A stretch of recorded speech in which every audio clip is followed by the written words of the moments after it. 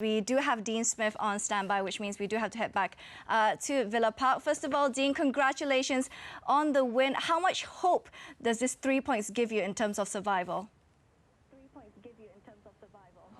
Yeah, it gives us a lot of hope because, you know, now Premier League status is in our own hands. We have to go to West Ham, and we know if we go and win that game, then we stay up. You know, we had to get a win today to just catch Watford up. You know, their defeat obviously gave us a boost today, but it's always hard to play against Manchester City, and we had to work extremely hard against a very good Arsenal team.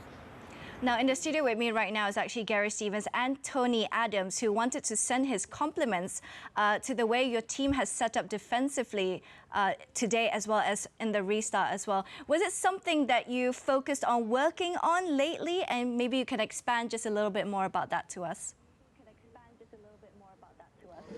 Yeah, we worked on it all during the lockdown, in all honesty. We walked off the pitch at Leicester losing 4-0.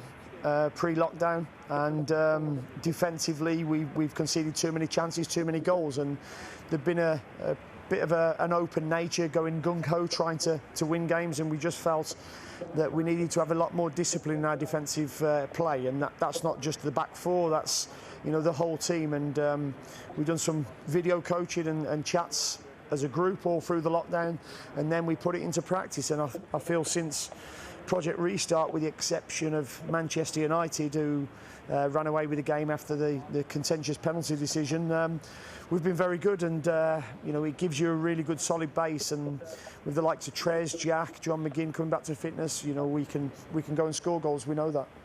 Of course, you're down to one final game now. How are you and the boys feeling at the minute?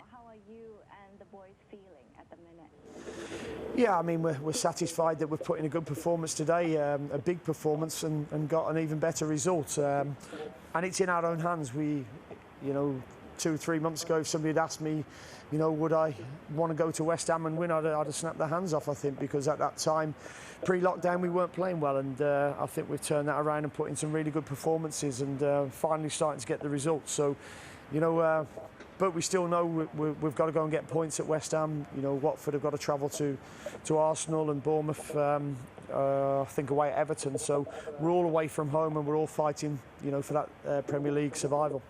All right, thank you very much, Dean. All the best for that final game as well. Thank you very much, Dean. All the best for that final game as well. Thank you. Thanks a lot.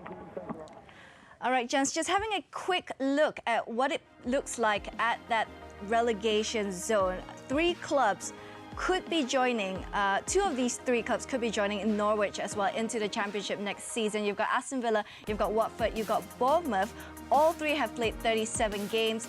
There's only a minor difference in points, and an even more minor difference in terms of goal difference as well. Gary, if you were to make a premature decision or prediction on who would be going down, who would it be for you, Gary? Well, I think I need a 3-sided coin, to be honest with you, to spin it, because that's how tight it is. All 3 could stay up. Obviously, not all 3 can go down. You want me to predict something that is nigh on impossible in the unpredictable game of football. But I think going into the last game, what is very important is that you're in good form. And I think if you look at it at the moment, the team, in my opinion, that's in the best form, and they clearly are, look at the results, is Aston Villa. So I think they go into it in the best frame of mind. Yes, you look at the opposition that they play. Watford away at Arsenal, that looks really tough to me. If you look at Bournemouth, they go to Everton. Well, you never know what you're going to get necessarily with Everton. So again, I quite fancy Aston Villa to go and get something at West Ham, to be honest with you. So that means I'm going to go for Villa to stay up now. Tony, do you dare to make a prediction?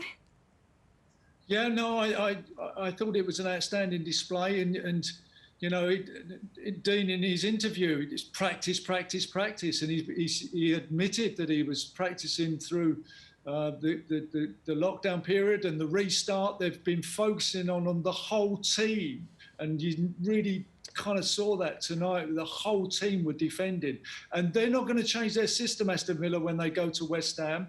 You know, they're going to go there and play the same 4-1, 4-1. And like Gary said, they're confident at the moment, and you can see them hurting them on the counter-attack like they did to the Arsenal. And, you know, at worst, I think they're going to get a point. You know, and I just think that the other clubs are going to really struggle in their fixtures. I've got Bournemouth down already. But for me, I don't think Watford, in the current situation, and I'll repeat that, with losing their coach, I don't think they're going to get anything out of the Arsenal for the last home game.